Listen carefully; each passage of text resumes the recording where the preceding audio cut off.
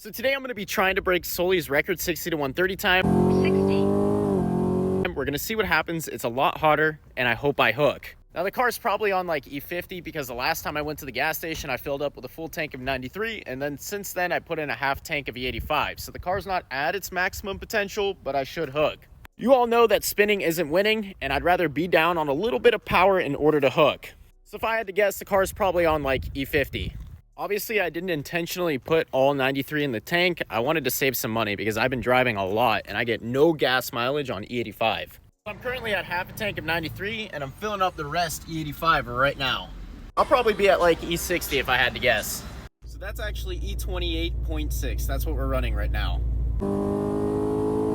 Well, I just did a test one and the car didn't like it at all. I actually misfired up high. But the log itself doesn't even look bad, so that's kind of weird.